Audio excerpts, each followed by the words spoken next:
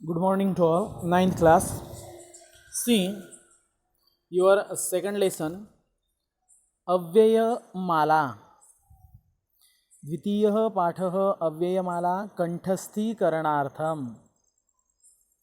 Second lesson अव्ययमाला कंठस्थीकरणार्थम. कंठस्थीकरणार्थम यानी कि इसका मतलब है ये आपको पूरा याद करने के लिए है. ये जो श्लोक है ये आपको टोटली याद करने के हैं. और लेसन का नाम है अव्ययमाला. अभी बात ये है कि अव्यय किसे कहते हैं. ये एक ग्रामेटिकली वर्ड है अव्यय.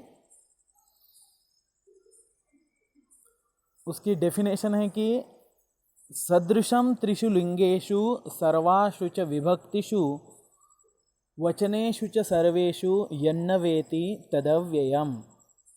कुछ शब्द इस तरह के होते हैं कि कौन से भी लिंग के साथ, कौन से भी विभक्ति के साथ और कौन से भी वचन के साथ उनका यूज़ करते हैं तो भी उसमें कोई बदल नहीं होता है, तो उस शब्द को अव्यय कहते हैं. और यह है आपकी अव्ययों की माला.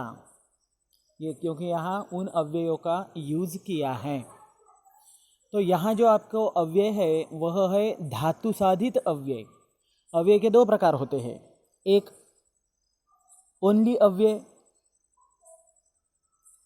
जैसे अत्र तत्र कुत्र सर्वत्र इस तरह के, और दूसरे होते हैं धातु साधित अव्यय यानी कि जो धातुओं से निर्माण हुए वाले होते हैं, तो उनको भी बोलते हैं अव्यय. तो हमारी यह जो अव्ययमाला है यह धातु साधित अव्ययों से निर्माण किए वाली है या बनाई हुई है, इसके कारण इसे कहते हैं अव्ययमाला. अभी देखिए यहाँ इंट्रोडक्शन में एक श्लोक है कि भाषासु मुख्या मधुरा दिव्या गीर्वाण भारती तस्याम ही काव्यम मधुरम तस्मादपि सुभाषितम. भाषासु मुख्या मधुरा, सभी भाषाओं में जो मुख्य है, जो बहुत ज़्यादा मीठी है और जिसके लिए दिव्या यह विशेषण माना जाता है, जो दिव्य है, अलौकिक है, वह कौन सी है. तो गीर्वाण भारती. गीर्वाण भारती का अर्थ होता है संस्कृत भाषा. तो जो संस्कृत भाषा सभी भाषाओं में मुख्य है, सभी भाषाओं में मधुर है और दिव्य है, अलौकिक है, तो उस भाषा में तस्याम ही काव्यम मधुरम, उस भाषा में काव्य बहुत ज़्यादा मीठा है. और तस्मादपि सुभाषितम, और उस काव्य में भी सुभाषित नाम के जो श्लोक आते हैं वो सबसे ज़्यादा महत्वपूर्ण है, सबसे ज़्यादा अच्छे हैं. तो देखिए अभी सुभाषित शब्द का आपको बता रहे हैं. सुभाषितम नाम शोभनम भाषितम. अभी सुभाषित इस शब्द में दो शब्द है, एक सु और दूसरा भाषित. सु बोले तो अच्छा, भाषित बोले तो कही हुई बात या वचन. तो जिस श्लोक में से एक अच्छा वचन आपको दिखाई देता है उस श्लोक को सुभाषित कहा जाता है. और सुभाषितम नाम शोभनम भाषितम, और वो शोभन रहता है मतलब हमारे लिए अच्छा रहता है, कल्याणकारक रहता है. संस्कृत साहित्य विपुलानि सुभाषितानि सन्ति. और संस्कृत साहित्य में ऐसे बहुत सारे सुभाषित हैं, उनको कोई टेंशन नहीं है. बहुत सारे सुभाषित आपको संस्कृत लैंग्वेज में दिखाई देते हैं. अल्पाक्षरत्वम सुभाषितानां वैशिष्ट्यम. उसमें भी कुछ सुभाषित ऐसे होते हैं जो अल्पाक्षरम यानी कि कम अक्षरों में खुद का मतितार्थ पूरी तरह से बता देते हैं, तो ये उनका और एक वैशिष्ट्य है. उसके बाद मधुराणी गेयानी अर्थपूर्णानी एतानी सुभाषितानी. और ये सुभाषित कैसे होते हैं, अभी सुभाषित के बारे में आपको बता रहे हैं कि मधुराणी, मधुराणी मीन्स बोलने के लिए बहुत ही ज़्यादा मीठे होते हैं या बहुत प्यारे लगते हैं वो श्लोक बोलने के लिए. उसके बाद दूसरी बात है गेयानी. गेयानी मतलब उसको आप गा भी सकते हैं, अच्छी तरह से उसको सुर ताल लगाकर गा भी सकते हैं. और तीसरी बात है अर्थपूर्णानी. यह तो इनकी मेन बात है क्योंकि ये अर्थ से ही परिपूर्ण होते हैं. अर्थ के परिपूर्ण होने के कारण ही उन्हें सुभाषित कहा जाता है. एतानी सुभाषितानी, तो सुभाषिता में यह तीनों भी चीज़ें होती है, मधुराणी गेयानी और अर्थपूर्णानी.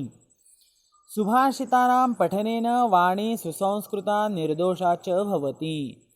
यह सुभाषिताओं का पठन करने के कारण, इनको पढ़ने के कारण हमारी यह जो वाणी यानी कि हमारा जो कोई यह बोलने की भाषा होती है तो वह कैसी होती है, सुसंस्कृत होती है, निर्दोषा। आपके वाणी में अगर कोई दोष है तो संस्कृत श्लोक पढ़ने के कारण वो दोष भी चले जाते हैं और आपको प्रोनाउंसिएशन जो है, आपका उच्चारण जो है वह बहुत अच्छा हो जाता है। उसके बाद वक्तृत्व कलायां निपुणता संपादनार्थम उत्कृष्ट निबंध लेखनार्थम च तानि अतीव उपयुक्तानि। और यह सुभाषित कौन से दो चीज़ों के लिए बहुत ज़्यादा महत्वपूर्ण रहते हैं ये भी आपको बताया गया है। एक, वक्तृत्व कलायाम, आप कहीं स्पीच दे रहे हो और उस स्पीच में अगर आप इन सुभाषितों का यूज़ करते हो तो आपका स्पीच जो है बहुत ज़्यादा पावरफुल हो जाता है। एक। दूसरा, उत्कृष्ट निबंध लेखनार्थम, अगर आपको अच्छा सा निबंध भी लिखना है तो उसमें भी अगर आप इन सुभाषितों का यूज़ करते हैं तो आपका निबंध बहुत ज़्यादा परिणामकारक होता है। तो उसके कारण ये बहुत उपयुक्त होते हैं, मीन्स यूजफुल होते हैं। अतः इयं सुभाषितानां माला छात्रैः अवश्यम कंठे धारणीया। और इसी के कारण यह सुभाषितों की जो माला है, यह जो हमारा द्वितीय पाठ है कि सुभाषित माला, तो ये सभी सुभाषित यानी कि यह जो सभी श्लोक है तो यह सभी श्लोक आपको याद करने हैं। तो देखिए, फर्स्ट श्लोक देखते हैं। सबसे पहले देखते हैं उसको किस तरह से बोलना है। श्रोतुम कर्णौ वक्तुमास्यम सुहास्यम घ्रातुम घ्राणम पादयुग्मं विहर्तुम द्रष्टुम नेत्रे हस्तयुग्मं च दातुम ध्यातुम चित्तं येन सृष्टं स पातु। सेकंड, गुणा कुर्वन्ति दूतत्वं दूरेऽपि वसतां सतां केतकी गन्धमाघ्राय स्वयमायान्ति षट्पदाः। थर्ड, भुक्त्वा तृणानि शुष्काणि पीत्वा तोयं जलाशयात् दुग्धं यच्छन्ति लोकेभ्यो धेनवो लोकमातरः। फोर्थ, अकृत्वा परसन्तापम् अगत्वा खलमन्दिरम् अनुत्सृज्य सतां वर्त्म यत्स्वल्पमपि तद्बहु।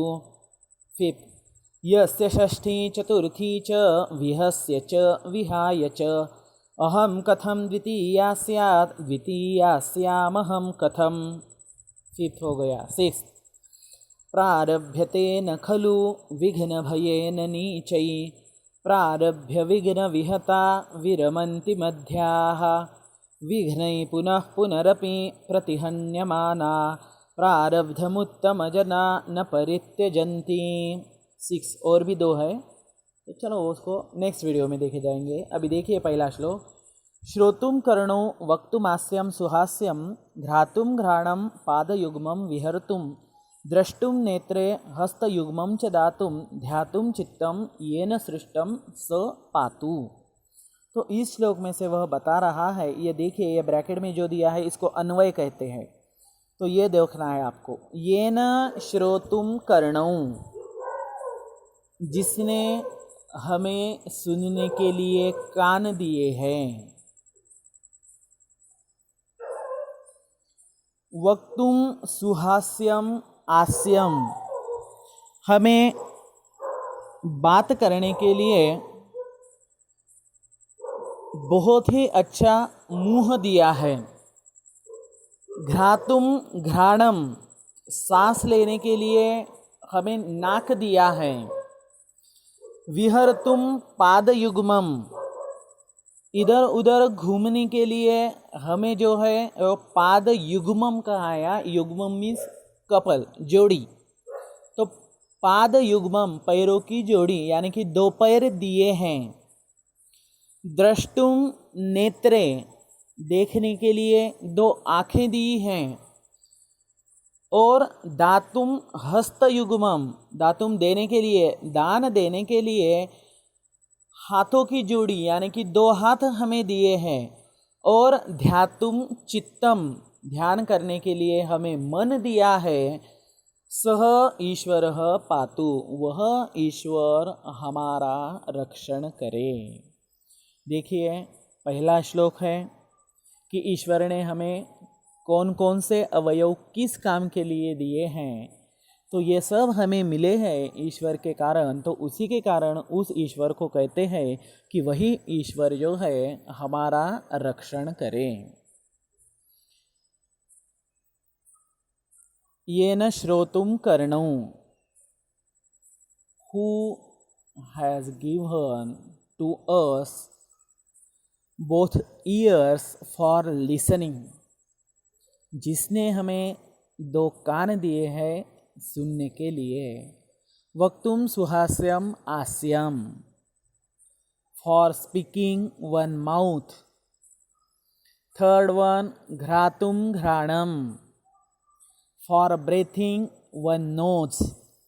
विहर्तुम पादयुग्मम, विहर्तुम means to go here and there, to going here and there, इधर उधर हमें घूमने के लिए। पादयुग्मम means two legs, given two legs for going here and there. द्रष्टुम नेत्रे, two eyes for seeing, for looking. दातुम हस्तयुग्मम, two hands for giving to others. ध्यातुम चित्तम, and one mind for meditation.